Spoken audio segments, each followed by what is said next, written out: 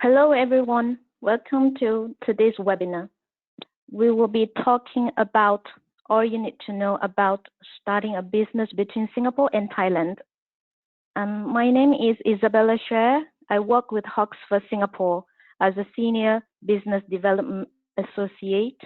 So I will be one of the speakers today, together with my colleague, Salvatore Di Chiara, the Head of Account Management, Oxford, and two of our partners, Luca Bernardinetti and Talia Shiroma from Mehanacon Partners. So we will be taking questions at the end of the presentation. Please feel free to send your questions via the orange button below your control panel, and we will be addressing them later. All right, so I will first kickstart the presentation by doing a quick introduction to Oxford. So Oxford is a leading international professional service provider of corporate, trust, and fund administration service. We operate for over 60 years with a global footprint that spans from the UK to Singapore, China, Hong Kong, Italy, and Spain. Plus, we have capabilities in offshore jurisdictions such as BVI. We have been assisting institutional, entrepreneurial, and high net worth clients with their multi-jurisdiction requirements across the globe. So we are also a partner of Singapore Economic Development Board, a recommended tax filing agent with Singapore Tax Authority. We aim to be your trusted compliance and administration support for this region, together with our partners such as Mehanacon Partners in our ecosystem. So from the screen, you can see that we are also the brand behind GuideMeSingapore.com. This is a leading information portal for doing business in Singapore. We are one of the pioneers that put all information online starting about 10 years ago. So from company information, immigration requirements, to tax, accounting, and payroll, etc. We've helped thousands of businesses establish their presence in Singapore and beyond. So if you are considering setting up your business in Singapore and the region, I strongly recommend you to take a look at our website, GuideMeSingapore.com. So here is today's agenda. Why Singapore? Singapore as a hub for Southeast Asia, setting up a company in Singapore, license requirement, immigration and work passes, taxation and incentives, IP protection, government support for companies during COVID-19, and we also have prepared a FAQ at the end of the section. So why Singapore?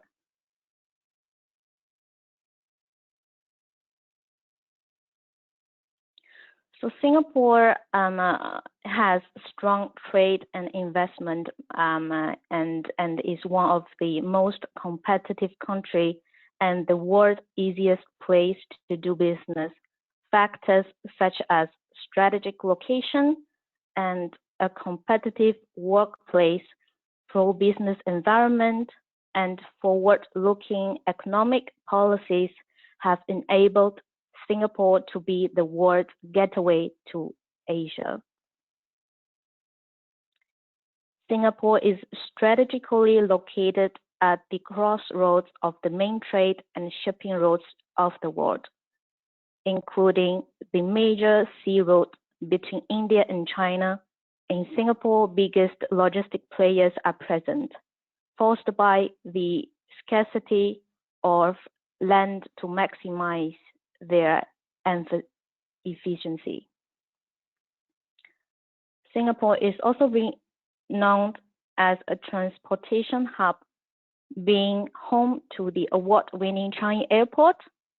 So I'm not sure whether every one of you visited the new airport, and it is really a legacy here in Singapore. and also, of course, a sophisticated port infrastructure. Singapore also represents to potential investors a gateway to enter EMs in ASEAN with minimal tax and duty costs.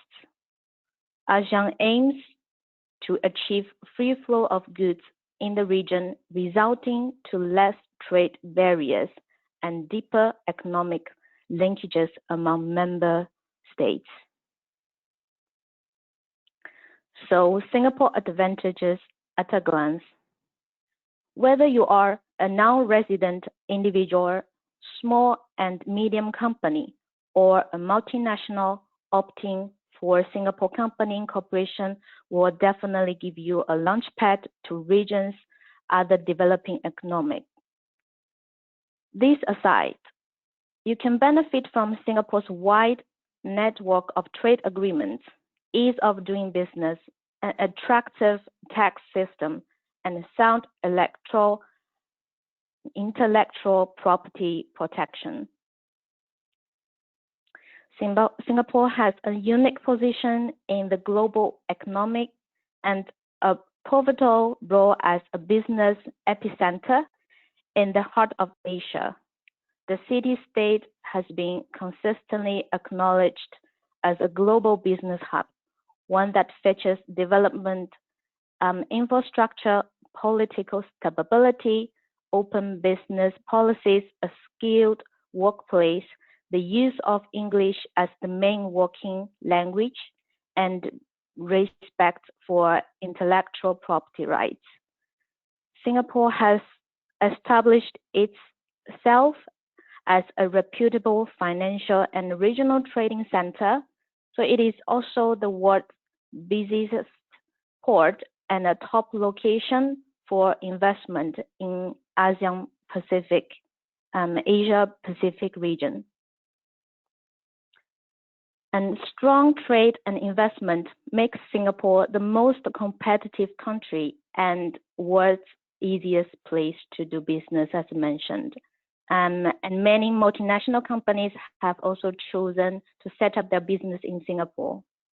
Business owners all over the world regard Singapore as an ideal location to grow their business, with many of them using the country as a springboard to tap into other emerging markets in Asia. I would say not only in Asia and also global-wise. And so global business will find it advantageous to cite their headquarters in Singapore. Singapore government has also implemented a lot of policies to support regional hub to grow their business in not limited to in Singapore, also reaching out to Southeast Asia. Singapore constantly tops World Bank's Ease of Doing Business report. It is ranked top 2 out of 190 economies due to its hassle-free business setup process and strongly protecting minority investors and the enforced contract.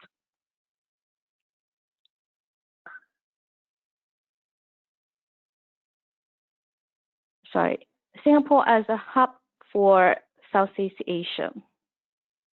So from the screen, you can see these are the typical preferred structure if you are a foreign investor or if you wish to start your investment together with your business partners. And regardless if you wish to access ASEAN or other jurisdictions such as Europe, China, or US, by adding your Singapore company as the additional buffer to your investment, definitely will be a good benefit, mainly because of the following reasons. So it is a buffer between the headquarter ASEAN investment, so that the liability will be confined under and also under the Singapore holding company level. Streamlined process for incorporation in ASEAN or other jurisdictions. So you may understand that in Singapore, English is the first language, so and the official language. So all corporate documents are in English, so you don't have to get them translated, or in some scenario, you don't even have to get them notarized. And the Singapore company is also very familiar with the underlying transactions. Facilitates disposal of assets. So if you decide to sell your investment at some point of time, you only need to sell the holding company. And again, the process is much simpler. Benefit from double taxation agreements. Singapore has signed many double taxation agreements with other jurisdictions such as ASEAN countries, China, Europe, US, and also some other key jurisdictions, and which we will come into details later. Regulate the JV agreement in a common law jurisdiction. So if you wish to form a JV agreement, it is not too complicated in Singapore. While in some of the other jurisdictions, languages or local policy, local regulation might be the barrier to the foreign investors. In Singapore, it is a common law jurisdiction. Minor investors are protected, easy to enforce the contract. So it is equal to all investors, regardless it is a local investor or a foreign investor. Setting up in Singapore. So there are three types of entity that you could looking at if you wish to set up a presence in Singapore. So the most common one is private limited company. So you can, it is actually a separate legal entity from its parent company, and the shareholder enjoys limited liability. And so as I mentioned in the last presentation slide, so if there's any liability, it will only confine to its company. We will not reach out to the shareholders. And also, it has many benefits in providing the trading services to other jurisdiction, overseas jurisdiction, because it is actually private. It is the liability is limited within the Singapore company. There aren't much capital requirement, as long as you could indicate as a $1 company. However, do take note that in certain cases, for example, if you wish to set up a financial institution here in Singapore, there are MAS license requirements which would ask you to indicate a much higher capital. And it also required to have a resident director. So if you have, so this resident director can be either a Singaporean, Singapore PR, or an employment pass holder. If you do not have a local resident in place, you could be the foreign executive director to manage the business from abroad, while in most of the service provider could provide a nominee resident director to fulfill the requirements. So the shareholder of this private limited company, it can be either an individual owned or a corporate owned, or both. It does not require you to have a local corporate partner or local shareholder partner. So a foreigner or a foreign company can be 100% shareholder of the Singapore company. So the second one is a branch office. A branch office of a foreign company that is not considered as a separate entity, but it is an extension of the parent company in Singapore. So in Singapore, it will be considered as a foreign company. the parent company is implicitly direct liable for all the debts and liabilities. And the third one is a representative office, which we call it RO in Singapore. So all foreign companies to conduct market research in Singapore before setting up a permanent entity. So if you decide to assess the market and do some feasible studies, so you could look at setting up the representative office first, but do make sure that the representative office can only conduct marketing research. It cannot generate any business revenue, even if it is on behalf of the parent company. And so the duration for this entity is up to 3 years. So after 3 years, you could actually need to consider whether you would like to set up a legal entity, such as a private limited company or a branch office in Singapore. Licensing requirement. Licensing. So certain types of business require a special license before they can operate. Some market sectors of target audience, IT, F&B, engineering, infrastructure, creative, and media, or events, arts, entertainment, copyright permit, public entertainment license will be required. So if you are doing trading of commodities in the ordinary course of business, and it is intended for the retail and physical product. So media, and only restriction in terms of publishing media. So if you decide to register your business here in Singapore, do make sure that you could, do a little bit more research whether your business are regulated in Singapore and whether you would need a license to be fully operated.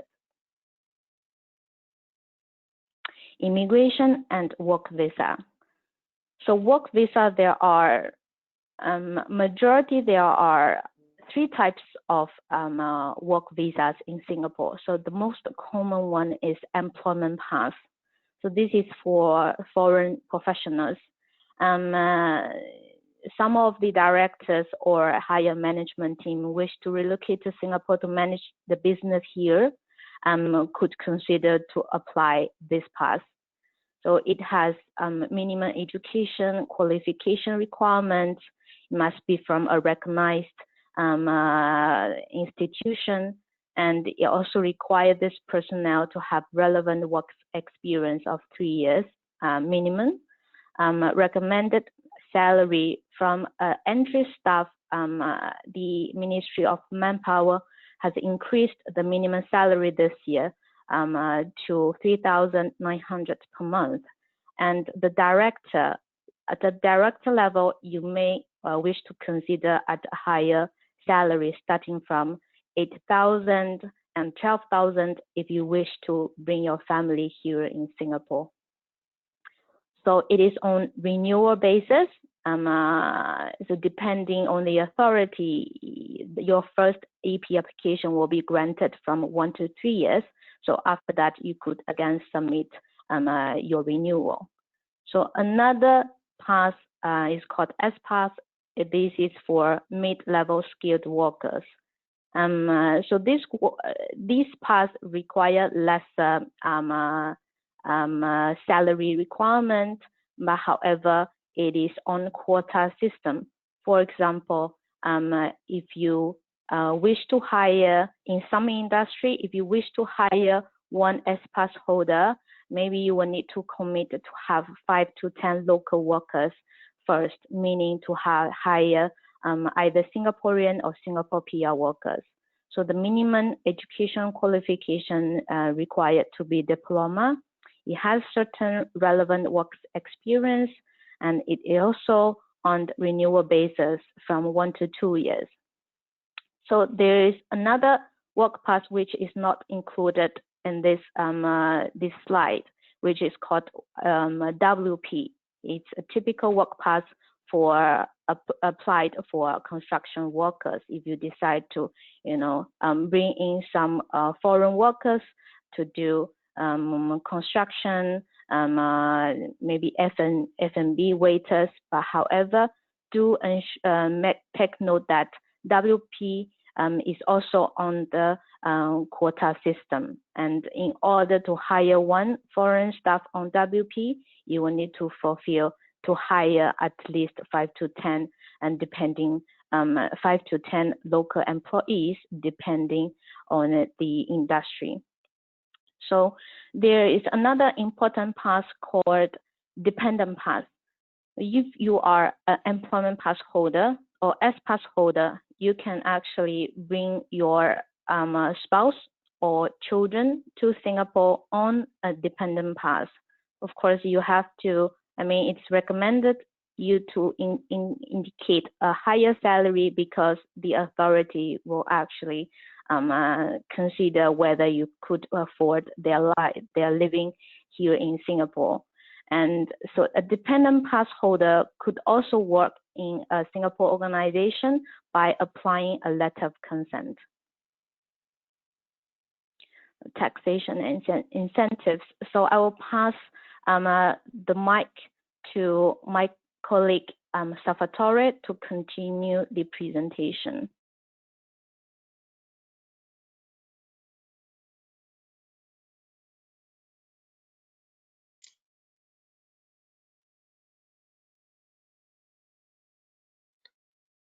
Okay, thanks a lot, Isabella, for giving me the word and for showing us how company and why company chose Singapore to structure the business in Southeast Asia. Another reason why company, of course, they decide to come into Singapore is because it has a very lean and efficient corporate income taxation system. There are two levels of taxation, one for corporate, one for individual income tax. And of course, I cannot go into details, but I just want to guide you through the main points. Singapore, in terms of corporate income tax, Singapore taxation are levied, we say, on a quasi-territorial basis. It means that only income that is incidental to Singapore income will be actually taxed in Singapore.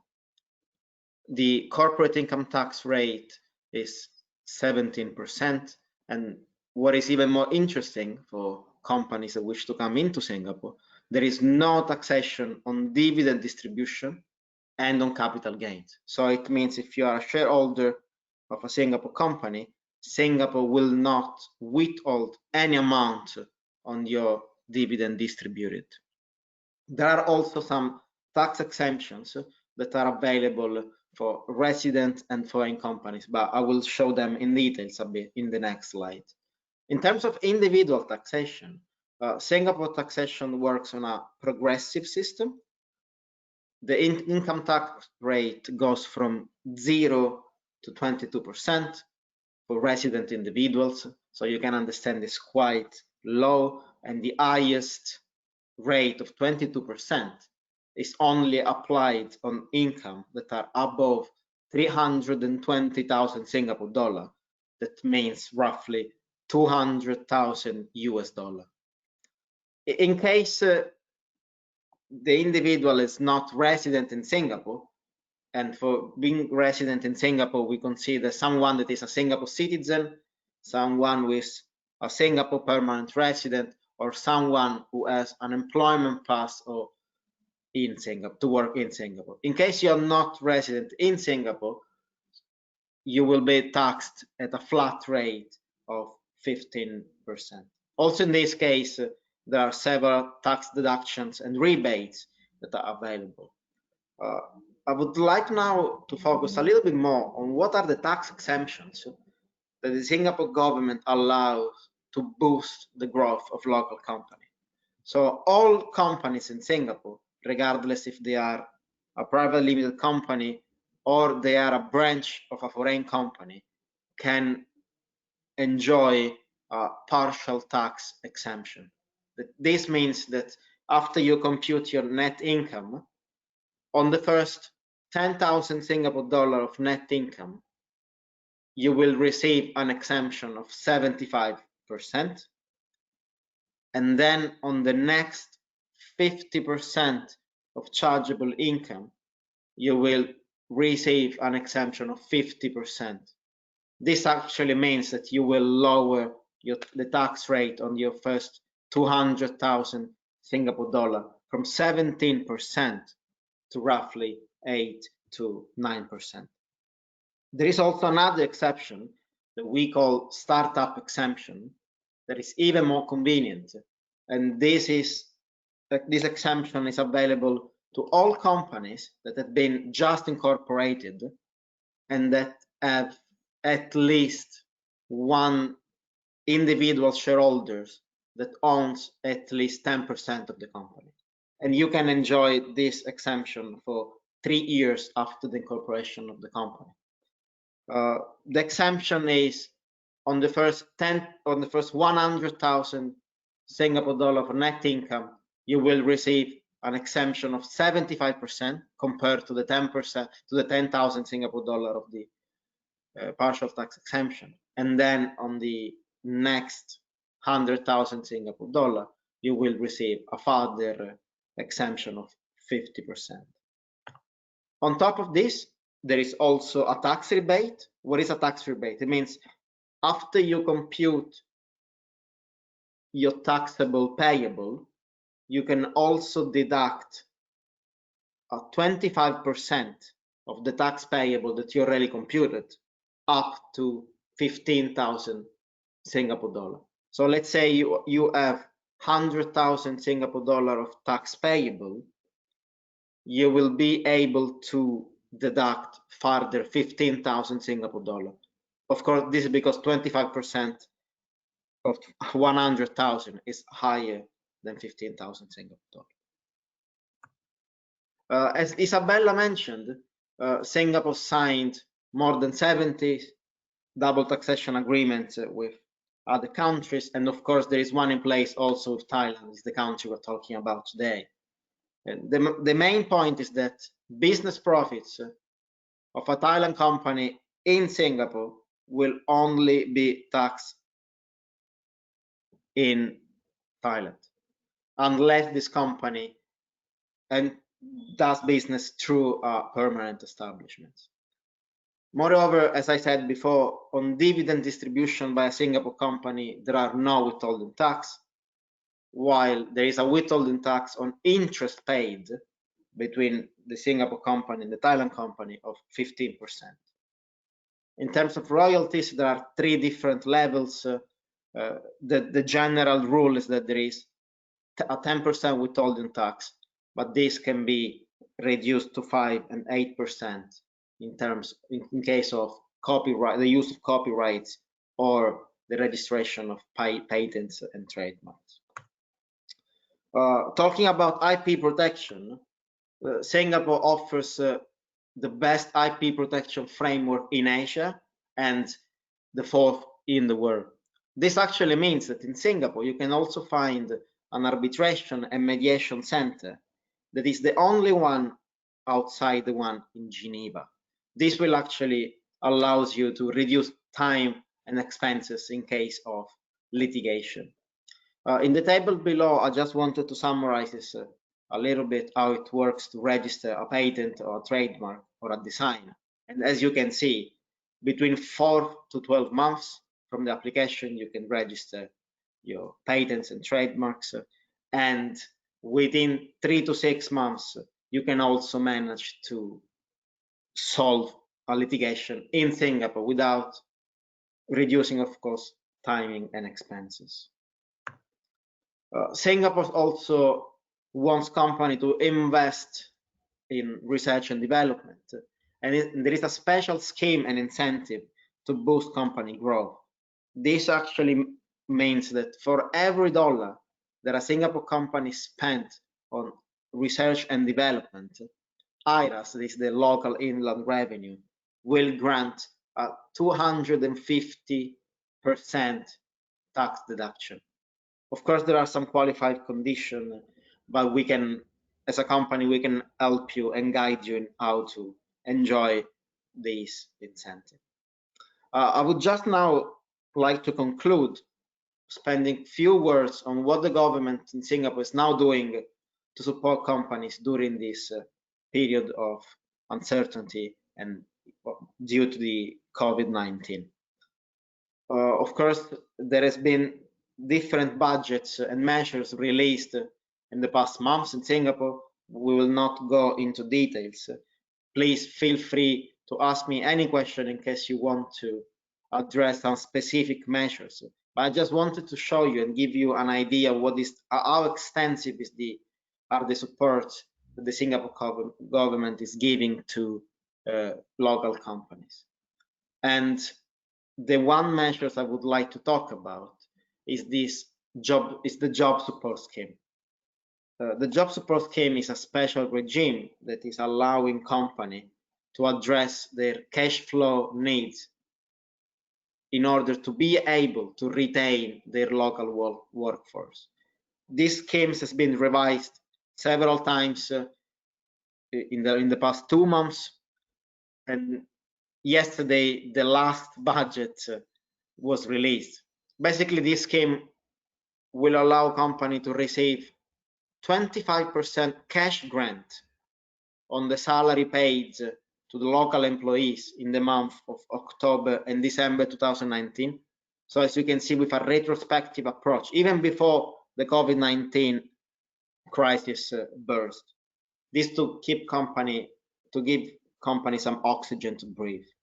And then there is a further grant, cash grant of 75% on salary paid in the month of April and May 2020, and for the month of June, July, and August 2020, all company will receive a cash grant of 25%. When I say cash grant, this means the company will actually receive, and they already started receiving, either a check or a TT in their bank account. So in this case, there are not red tape in Singapore, there is no bureaucracy, and companies are already receiving this money. The last measure I want to talk about is the property tax rebate. These measures will help company to reduce the cost of their rent in Singapore. So the Singapore government allows a rebate on the property tax that landlords needs to pay in Singapore, and then the landlord will have to pass this benefit to the tenants in order to reduce the cost of rents. As I said, there are a lot of other measures, but we don't have time. We do not have time to cover them. I'll now like to give the word to Luca, and they will guide us through the Thailand jurisdiction and how to set up a company in Thailand.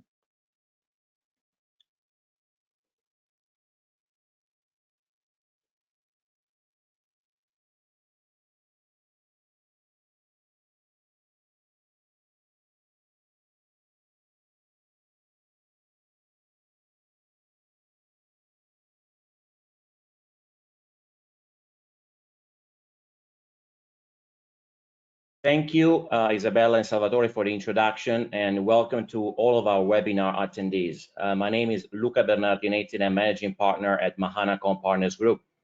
Today's presentation is about business in Thailand made easy, and we will be covering a number of topics such as how to set up a Thai company, laws, rules, and regulations made easy, as well as types of business structures, such as the BOI, Board of Investment, which offers tax and non-tax incentives to a number of eligible activities. We will cover financial and regulatory reporting, transfer pricing in Thailand, as well as business continuity for legal services.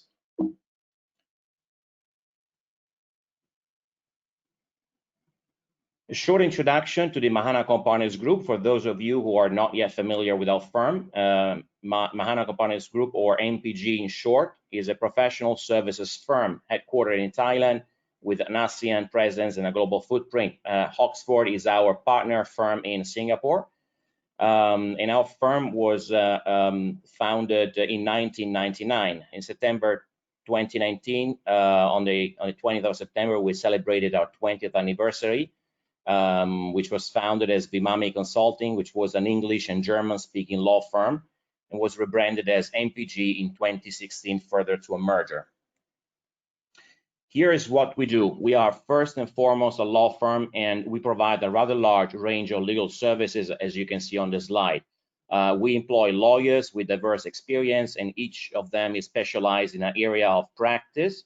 We have a large corporate services practice assisting SMEs as well as multinational enterprises with a business in Southeast Asia. We also employ tax attorneys, accountants, and auditors, providing a wide range of accounting and tax advisory services, including tax planning and transfer pricing, which is one of the topics that my colleague will cover today. We provide management consulting services, including capital projects management. We assist companies with their finance requirements, whether for inbound or outbound investment, and we also assist with employment with visas and work permits. We have a worldwide presence, whether with our own offices or partner offices. We cover Asia Pacific. We have 4 offices in Thailand. We cover Europe and North America. And some of these partnerships are with professional services firms such as Oxford in Singapore. So without further ado, I would like to start today's presentation, and here's the agenda. I would like to leave the floor to Talia, which is Customer Relationships Associate at MPG, and she will give us an overview of doing business in Thailand. The floor is yours, Talia.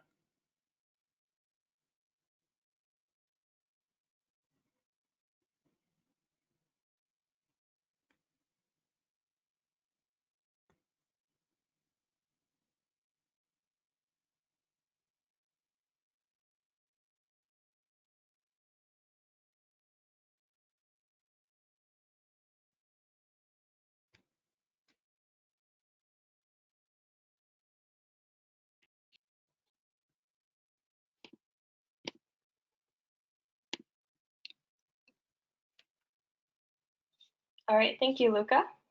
So now I'm going to give a brief overview of how to start a business in Thailand. And as you can see on this agenda, I'll be going over Thai company incorporation, shareholder requirements, types of business structures, incentives, tax compliance, and solutions to common problems. So first off, I'm going to go over the incorporation process in Thailand.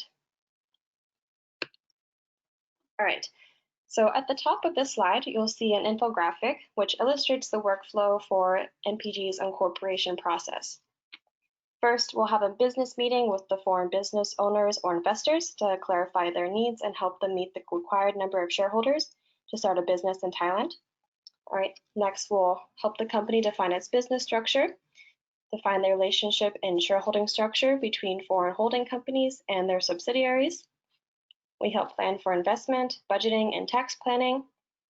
We facilitate an application submission to the corresponding government agency.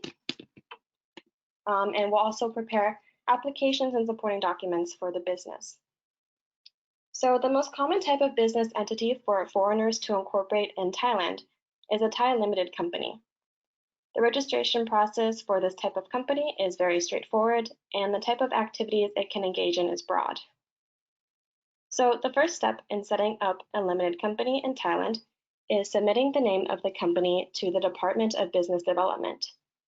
You must submit a minimum of 3 names that are not similar to existing names and do not violate any current ministry regulations. So the DBD will select 1 name out of the 3 submitted, and upon their selection, you will have successfully reserved your company's name. All right, next, after reserving a name, the next step for a business is to file a memorandum of association, which I'll refer to as an MOA, with the Department of Business Development. So the first 3 items companies will submit in their MOA include a company logo and stamp, the name of the company's director, and a copy of their passport or Thai ID card, and the names of the company's founders and copies of their passports or Thai ID cards. So one important thing to note is that private limited companies require a minimum of 3 founders, who are responsible for the company's registration. The founders can be Thai or foreigners, but they must be real persons, so non-juristic persons, and each hold at least one share in the company. All right, so next, shareholder requirements. So when you submit the MOA to the Department of Business Development, you also submit the name of each company shareholder and a copy of their passport. As soon as the company is established, it must have at least 3 shareholders. And this is part of why you must have at least 3 founders to incorporate a company.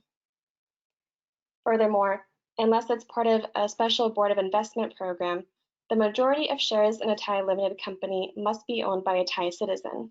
So this means that foreigners can only own up to 49% of a Thai company, as indicated in this graphic. However, the 49% limit for certain business activities can be exceeded or exempted if a foreign business license is granted. And a foreign business license is generally granted to foreign-owned businesses that do not compete with Thai businesses. All right, so now for the last 5 items that a company will submit in their MOA. And these include the address, the contact details, the location. Oops. Right. So these include the address, the contact details, the location, the registered capital, and objectives of the company. A company must maintain an office and premises which it physically owns or rents, or has consent from the landlord to use. So founders should submit their address and supporting documents to the Thai Revenue Department. The company's contact details and location will also be submitted to the Department of Business Development in the MOA. Next, the company's capital to be registered should be listed in Thai baht. The company should list both its stated value and the amount of capital per share. Generally, there is no minimum capital requirement for Thai majority-owned companies. However, if a company wishes to hire foreigners, it needs at least 2 million baht per work permit. Foreign majority-owned companies are required to have at least 2 million or 3 million baht in registered capital, depending on the type of business. And finally, the founders must define and submit their company's intended activities to the Department of Business Development. So it's common to register an extensive list of activities as the company objectives. However, for VAT registration purposes, only the actual activities of the company should be registered, and it's very strongly recommended to check the stated activities against the list of business activities restricted to Thai-owned companies in the Foreign Business Act, since this might affect shareholder structure. All right, so after you have successfully incorporated a company, you still have to tackle a few legal hurdles and ensure compliance with regulations. So I'll be starting over here and go around clockwise with minimum registered capital. So foreign majority-owned companies are required to have at least 2 million or 3 million Thai baht in registered capital, depending on the type of business. Another issue is foreign workers and work permits. So a Thai company hiring a foreigner must have applied for a tax ID and VAT registration and have a minimum paid-up capital of 2 million baht per foreign employee. A Thai company also must have a ratio of at least 4 Thais for every foreign worker's 1-year visa. And on the other side, you'll see there are some general accounting issues. So compliance with reporting standards for financial statements, taxes, and social security contributions generally need to be filed multiple times a year. And lastly, every Thai company must employ a corporate secretary. And these are also all services MPG provides to companies after they are incorporated. So at the bottom, we have regulations and licenses. Thai law regulates the activities in which foreign companies may engage in under the Foreign Business Act. And while some activities are completely prohibited, some may be engaged in with prior government approval. So this leads into one of our next topics, the Foreign Business Act. So next, I'll be going over types of business structures you can set up in Thailand and their respective regulations. First up, I'll be talking about foreign business licenses. So Thai law regulates the activities that majority foreign-owned companies are allowed to engage in. And what the Foreign Business Act does is set out the rights and limitations on foreigners doing business in Thailand. The term foreigner designates a person who is not of Thai nationality, a company not registered in Thailand, or a company registered in Thailand in which foreigners hold at least 50% of a company's shares, as you can see illustrated in this graphic on the right.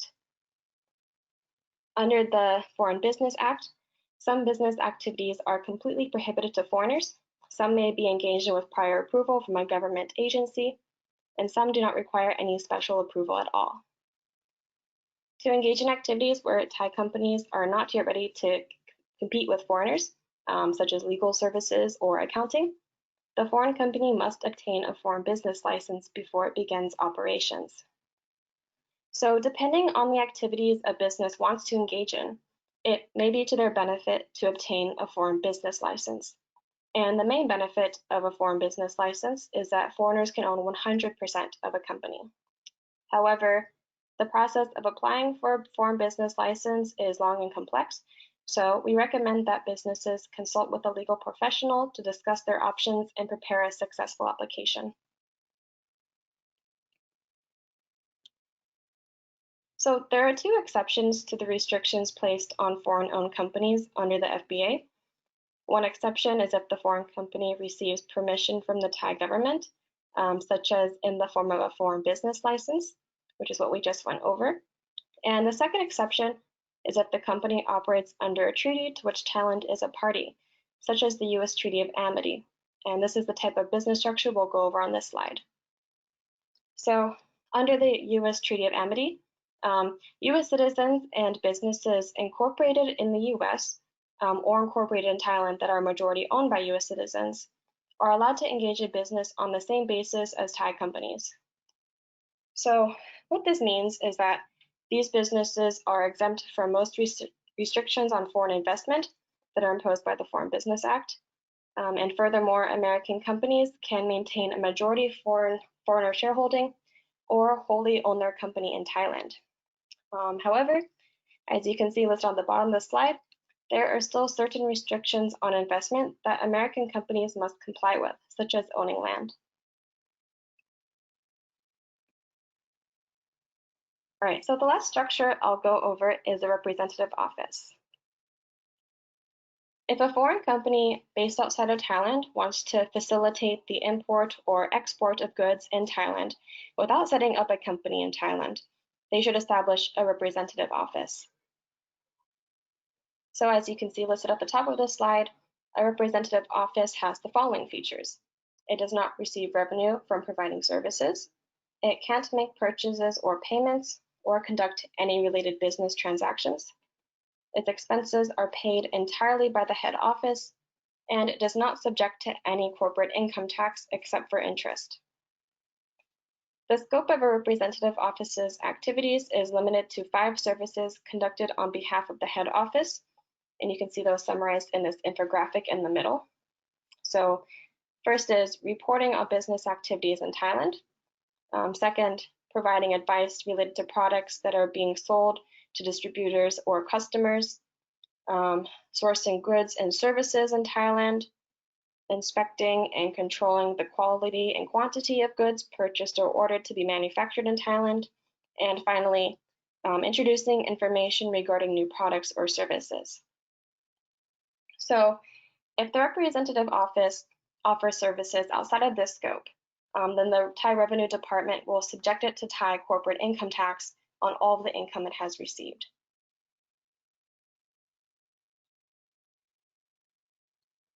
So now that we've gone over company incorporation and types of business structures, I'm going to go over one of Thailand's major incentive schemes, which is the Board of Investment. The Board of Investment is a Thai government agency that was established in order to attract foreign direct investment in Thailand by offering incentives to companies which meet certain criteria. The biggest benefits of a BOI company or Board of Investment company are tax exemptions and reductions and the ability to own land in Thailand. So BOI incentives can be divided into 2 types, tax and non-tax incentives. So tax incentives consist of several exemptions and reductions in taxes for certain amounts of time, depending on the applicant's business activities. Most significantly, it offers the corporate tax exemption for up to 8 years.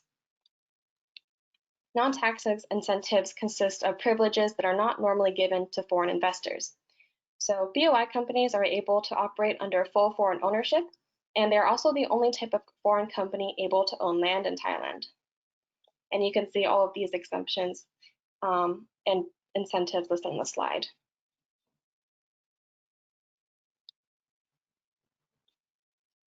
So in order to qualify for BOI promotion, a company must engage in at least one of the eligible business activities listed by the board. And these include the following 8 business categories displayed on this slide. So first, agriculture and agricultural products, mining, ceramics and basic metals, light industry, metal products, machinery and transport equipment, electronic industry and electric appliances, chemicals, paper and plastics, services and public utilities, and lastly, technology and innovation development.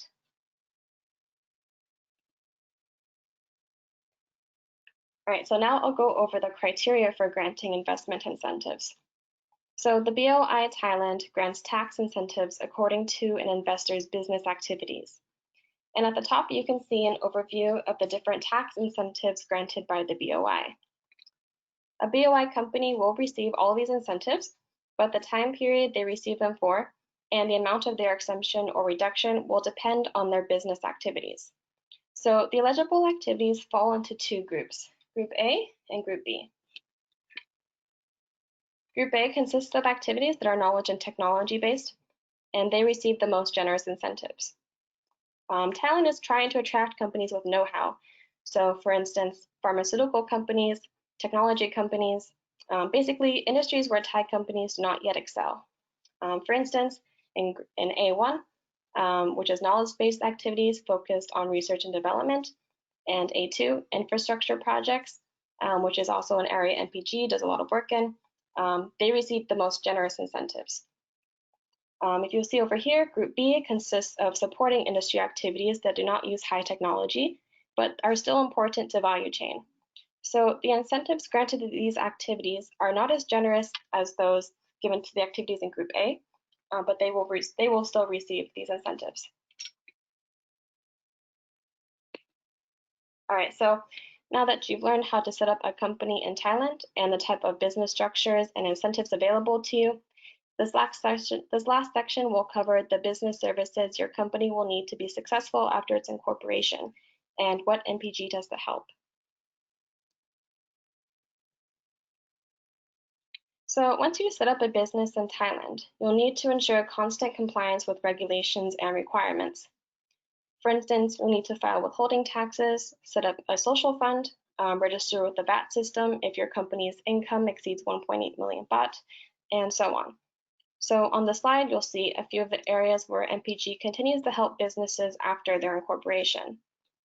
For instance, we send monthly financial statements to clients, we prepare financial reports along with taxes, and we do not only accounting, but also the tax planning for companies a year in advance. We are a one-stop platform that assists companies with legal, accounting, auditing, tax advisory, and business consulting services. So virtually any problem a company will face both during and after its incorporation, we are ready to help with.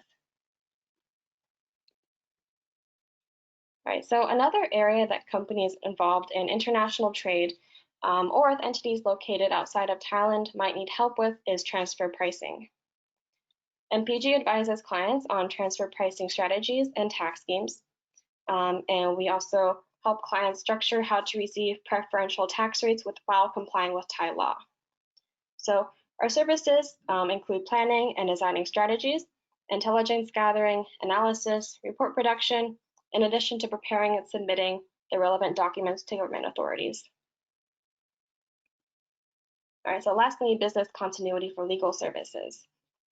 As we all know, COVID-19 has disrupted many business activities and legal proceedings. So, for instance, nearly all trials in Thailand have been postponed to a later date. However, NPG is flexible We continue to consult with clients and facilitate company incorporations and do legal advising over digital platforms like Zoom. So in addition, if you have any questions about the impact of COVID-19 on businesses in Thailand, for instance, how COVID-19 impacts contractual performance obligations, or how does the ICC adjusting its rules in response to COVID-19 impact your business, come talk to us. Any of our experts can be reached at info@mahanacornpartners.com. If you'd like further information, we have published a number of articles on these topics on our website, and you can also check us out on LinkedIn or Facebook. All right, so thank you for listening today. I hope that this presentation has been useful to you. I'll give this back to Isabella.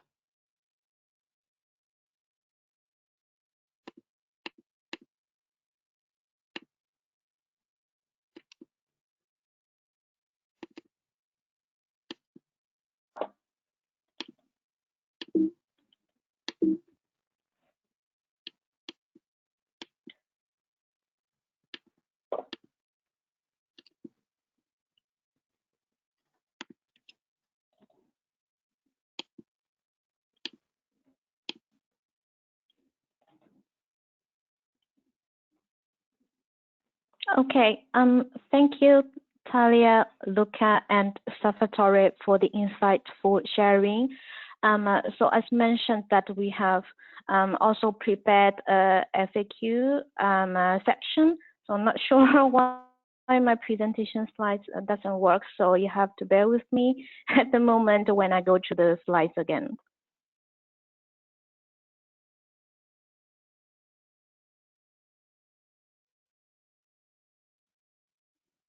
Okay, so the first question is how long does it take to form a company in Singapore? So I guess I could take this one for the start. So it is a quick process for the registration here in Singapore, and you might get it done within a day.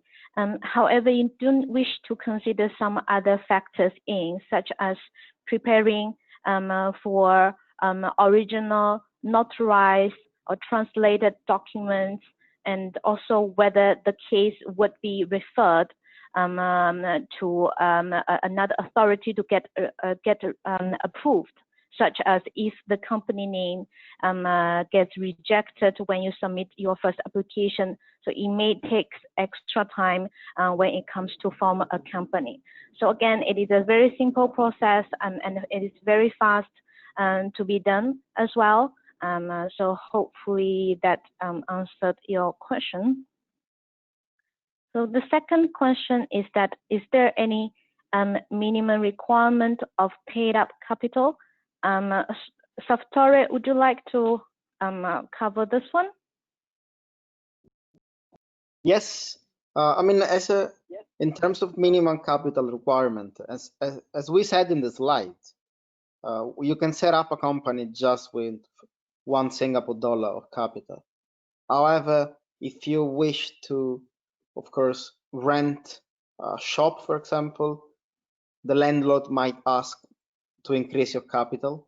If you wish to hire foreign employee, the Ministry of Manpower might request you to increase your capital to cover at least 3 to 4 months of the employee income that you want to hire. So yes, we normally can help company and advise company which capital to paid, but the minimum requirement is only $1 Singapore. Okay, thank you. And the third question is that, do I must provide a local shareholder? So I guess I've also covered this part in my presentation earlier. So you do not have to have a local shareholder. So the Singapore company can be 100% owned by either a foreigner or a foreign company, or a joint as a joint venture. So however, as I mentioned earlier, you do need to take note that you have to provide a local resident director which is either a Singaporean or Singapore PR, or an employment pass holder if one of your foreign executive director wish to relocate to Singapore. So he can then fulfill the role as a resident director. All right. So next question is that, do I need to visit Singapore for the setup process? Salvatore, would you like to cover this as well? Yes, the answer is no. So you can actually set up your company remotely from your own country, and you don't also need to visit a notary public to sign the constitution of the company. However, if you want to open a bank account in Singapore, you need to come down and meet the officer of the bank that you wish to use to open your bank account. It is very important to say that in this period of uncertainty for COVID-19, some banks are allowing companies to open banks account doing some real name verification via Skype. However, the general rule is that you need to come down in Singapore for the bank account setup.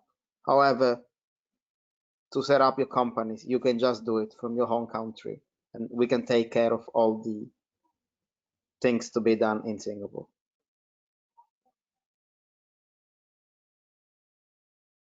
Okay, thank you, Salvatore. The fifth question is that I understand from your presentation that a representative office helps to facilitate the import and export of goods by its head office. Can it issue invoices for this service? I guess this must be dedicated to our Thai partner. Luca and Talia, would you like to take this? I can take this one. So the short answer is All right. no. The short answer is no. It's outside of the representative office's scope of activities. A representative office can only facilitate the import and export of goods by its head office. And remember, it's characterized by the following features. It does not receive revenue from providing services. It cannot receive purchase orders or make sales or negotiate business with third parties. Its expenses are unpaid entirely by the head office, and it's not subject to any corporate income tax. Okay, thank you, Talia. And the next question we have is, the BOI company sounds very interesting. I am particularly interested in the permission for the BOI company to own land in Thailand, which foreigners are not entitled to. What is an average timeline to incorporate a BOI company? And could you please tell me again what activities are eligible for investment promotion? Anyone would like to take this question? Right, so I can take this one again. The timeline to incorporate a BOI company, it will vary depending on the complexity of the business activities and the business plan presented for investment promotion. So the whole process may take anywhere from 3 to 6 months. And again, the activities eligible for promotion are agriculture and agricultural products, mining, ceramics, and basic metals, the light industry, metal products, machinery and transport equipment, electronic industry and electric appliances, chemicals, paper and plastic, and services and public utilities.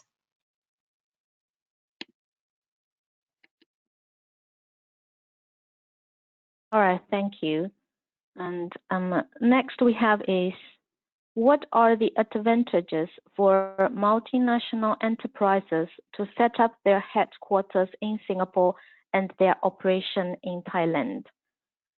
So, Victoria, would you like to cover the part of the Singapore? And maybe Yes. Luca and Talia, you could cover the part on the operations in Thailand. Yes, I mean, as we said in our presentation, a lot of multinational companies, they use Singapore as the regional headquarters for ASEAN countries. The main reason is, of course, for the lean and efficient tax system, and because of all the double taxation agreement that Singapore as in place. Moreover, it is also easier to set up a joint venture, for example, in Singapore, because it's a common law countries. And I would also like to add that there are some special scheme offered by the Singapore government for multinationals that want to set up the regional headquarters in Singapore. And the main advantages is that the tax rate can be lowered down to 10% compared to 17% in case a multinational decides to relocate into Singapore. And there are also a lot of other advantages in terms of course, networking, possibility to meet local institution and university, for example, or set up R&D center. So these are all incentives given by the government in Singapore, and specifically by the Economic Development Board in Singapore, to attract multinationals that wants to come into Singapore. Talia, do you want to add something on the Thailand part? Address that thing. Actually, I would agree with you, Salvatore, on that. That most of our clients that have offices in both countries, they would have a headquarter in Singapore, which is, as you mentioned, a tax efficient jurisdiction. And Thailand, on the other hand, is a very cost effective, so especially in the manufacturing industry. So we have clients that are based in the Eastern Economic Corridor of Thailand, which also benefits from a number of other tax and non-tax incentives. Let's just mention that for the past 20 years, Thailand has manufactured around 40% of the world's hard disk drives and continues to be the second largest exporter in the world for air conditioners and washing machines. There's other major export products in Thailand, such as integrated circuits, broadcasting equipment, telephones, computers, and so on and so forth. So around 70% of all the output of this sector is bound for export. So I would agree that Singapore is an excellent hub for tax purposes, for tax optimization purposes, and Thailand is very good in terms of manufacturing and services.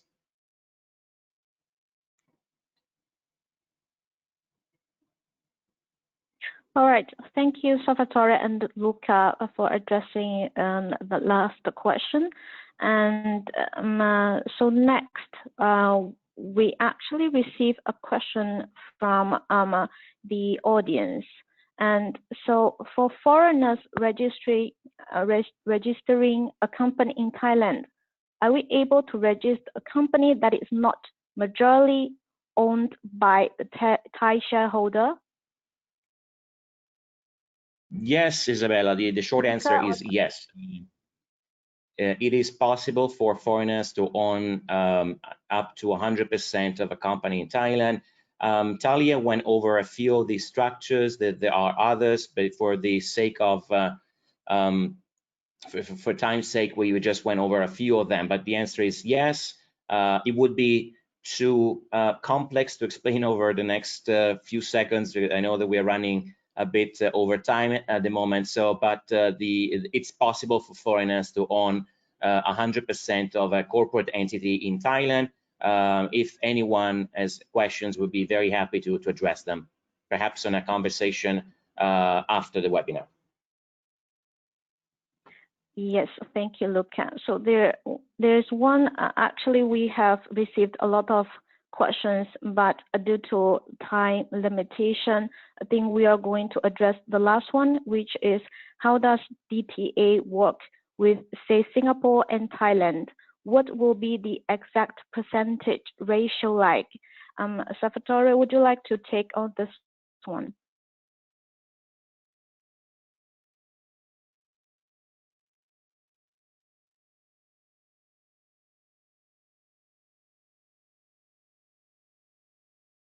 Hello, Salvatore. Would you like to take on how does the DTA work? Yes, as I briefly mentioned during my presentation, there is a DTA in place between Thailand and Singapore. The main point, of course, it is very extensive. It covers both corporate and personal income tax. However, the main point is the Article 7, and is the business profits. Basically allows a company that carried out activities in the other countries to be taxed only in their own countries, unless, of course, the activity is carried out through a permanent establishment.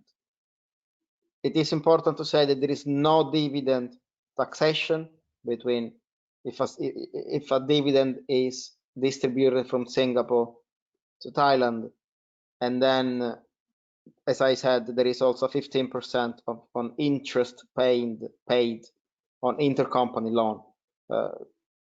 So it is quite extensive.